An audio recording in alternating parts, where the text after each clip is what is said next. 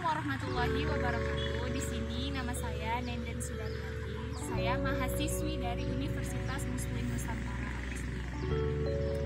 Di sini saya akan membahas secara ringkas materi tentang penyampelan audit manajemen. Sampling audit yaitu sebagai penerapan prosedur audit terhadap unsur-unsur suatu saldo, akun, atau kelompok transaksi yang kurang dari 100% dengan tujuan untuk menilai beberapa karakteristik saldo akun atau kelompok transaksi tersebut. Ketidakpastian dalam sampling audit, contohnya misalkan seperti perhitungan auditor atau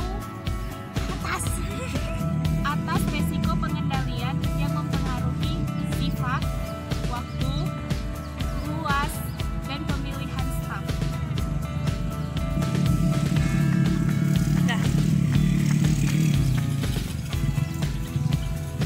Sampling audit menerapkan dua komponen resiko audit. Yang pertama, resiko pengendalian.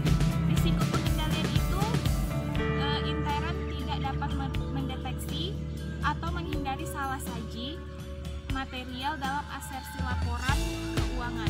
Dan yang kedua, penguji rincian resiko merupakan resiko bahwa salah saji material tidak akan diungkapkan dengan pengujian rinci oleh auditor.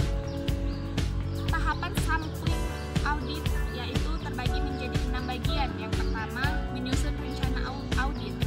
Menyusun rencana audit ini terbagi lagi menjadi 4 komponen. Yang pertama, jenis pengujian, tujuan pengujian, populasi yang akan diteliti, dan asumsi yang akan digunakan dalam penelitian.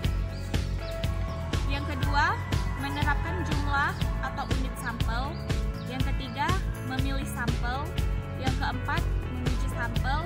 Yang kelima, mengestimasi keadaan populasi. Dan yang keenam, membuat simpul dari hasil audit. Metode sampling audit itu terbagi menjadi 2 kategori utama. Yang pertama, sampling statistik, di mana sampling statistik ini dengan menerapkan aturan matematika, auditor dapat mengkuantifikasi atau mengukur resiko sampling dalam merencanakan sampel. Dan yang kedua, sampel non statistik, yaitu di mana sampel tersebut auditor tidak mengkuantifikasi resiko sampling. Teknik sampling audit yaitu di mana auditor dapat menggunakan sampling untuk memperoleh informasi tentang beberapa perbedaan karakteristik populasi.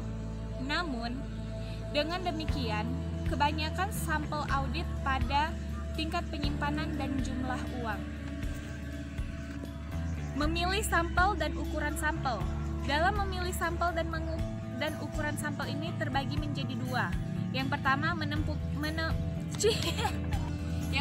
menentukan populasi dan unit sampling, yaitu di mana populasi merupakan kelompok transaksi yang diuji. Dan yang kedua, menentukan ukuran sampel, yaitu dalam menentukan ukuran sampel untuk setiap atribut atau pengendalian yang diuji.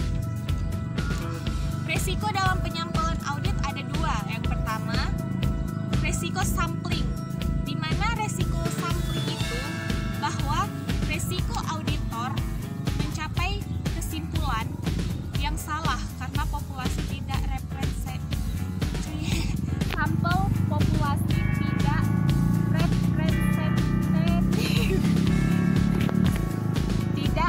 representatif. Dan yang kedua, resiko non sampling, di mana resiko non sampling ini bahwa penguji audit tidak menemukan pengecualian yang ada dalam sampel.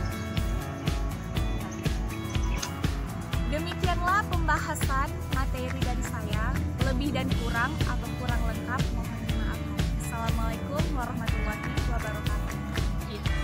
Menyusun rencana audit ini terbagi lagi menjadi 4 komponen. Yang pertama, jenis pengujian, tujuan pengujian, populasi yang akan diteliti, dan asumsi yang akan digunakan dalam penelitian. Yang kedua, menerapkan jumlah atau unit sampel. Yang ketiga, memilih sampel. Yang keempat, menguji sampel. Yang kelima, mengestimasi keadaan populasi. Dan yang keenam, membuat simpul dari hasil audit. Metode sampling audit itu terbagi menjadi dua kategori utama. Yang pertama, sampling statistik, di mana sampling statistik ini dengan menerapkan aturan matematika, auditor dapat mengkuantifikasi atau mengukur resiko sampling dalam merencanakan sampel. Dan yang kedua, sampel non-statistik, yaitu di mana sampel tersebut auditor tidak mengkuantifikasi resiko sampling. Teknik sampling audit, yaitu di mana auditor dapat menggunakan sampling untuk memperoleh informasi tentang beberapa perbedaan karakteristik populasi. Namun, dengan demikian, kebanyakan sampel audit pada tingkat penyimpanan dan jumlah uang. Memilih sampel dan ukuran sampel. Dalam memilih sampel dan ukuran sampel ini terbagi menjadi dua. Yang pertama menentukan populasi dan unit sampling, yaitu di mana populasi merupakan kelompok transaksi yang diuji. Dan yang kedua, menentukan ukuran sampel, yaitu dalam menentukan ukuran sampel untuk setiap atribut atau pengendalian yang diuji. Resiko dalam penyampelan audit ada dua. Yang pertama, resiko sampling, di mana resiko sampling itu bahwa resiko auditor mencapai kesimpulan yang salah karena populasi tidak representatif. Sampel populasi tidak representatif.